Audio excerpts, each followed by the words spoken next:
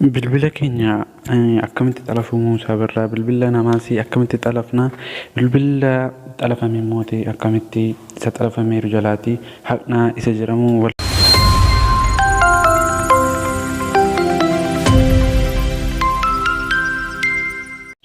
jaallattoota hordoftoota maatii ibsooteek egaa nagaan keenya jaalalaa bakka jirtan hundumatti isin qaqqabu jecha har'a viidiyoo bareedaa tokko kan irratti wal faana mariiyannu akkasumas furmaata irratti kan wal ilaallu tokko qabadhee isinii dhiyyaateera.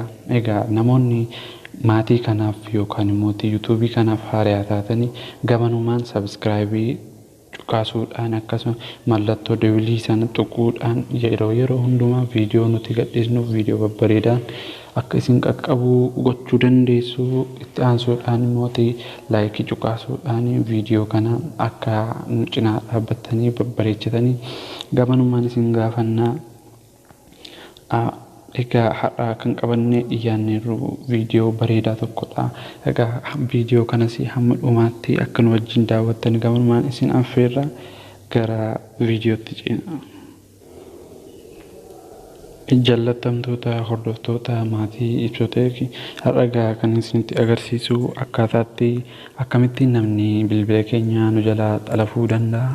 Irraatti deebinee immoo eenyutu bilbila keenya xalafee isa sadaffaa immoo akkamitti bilbila keenya xalafe kana jalaatii baafachuu dandeenya isa jedhamu wal faana ilaalla jechuudha. Egaa sirriitti jalqabumaatti amma dhumaatti yoo nu dhaggeeffattanii wanti akkasii isin mudachuu hin danda'u jechuudha. Wanti akkasii isin irratti raawwachuu hin danda'u jechuudha. Hamma dhumaatti viidiyoo kana akka daawwattanii gamanumaan isinittan ergaa godha barfadha jechuudha. Hamma dhumaatti namni tura.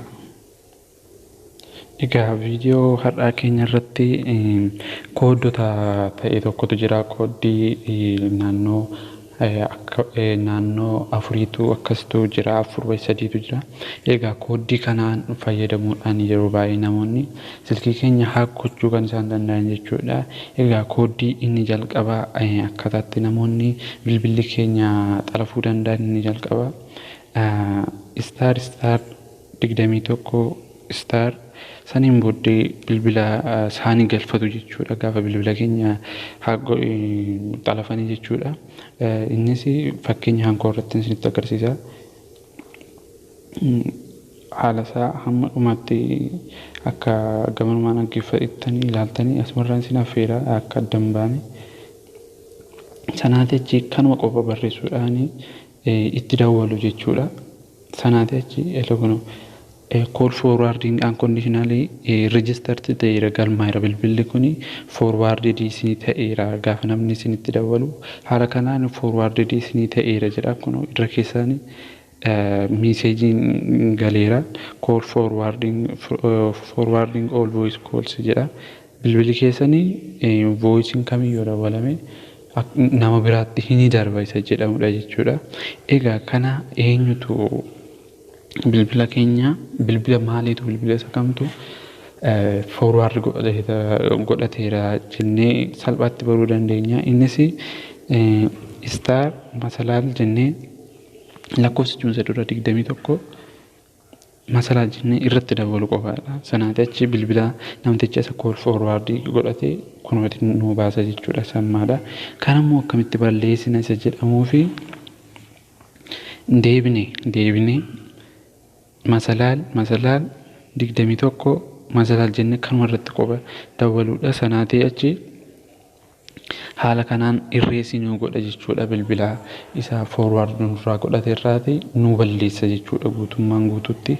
Egaa kooddiin inni lammataa immoo star 61 star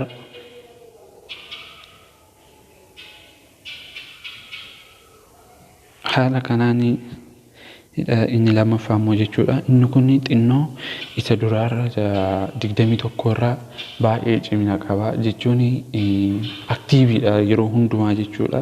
Inni sun salphaatti wanta amma kanatti waan hojjetu natti hin fakkaatu. Inni kun garuu yeroo hundumaa aktiiviidha. Warri kanaati achi jiran warran isinitti himu jechuudha. Inni suni voisiidha.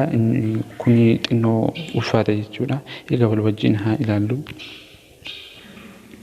Ilaa akkuma argaa jirtanii akkasitti rijiistartee ta'eera bilbilli kuni bilbila keessan jalatti rijiistarrii ta'eera jechuudha. Bilbila samman gashee jalatti galmaa'eera jechuudha. Kool foorwaardingiitiin jechuudha.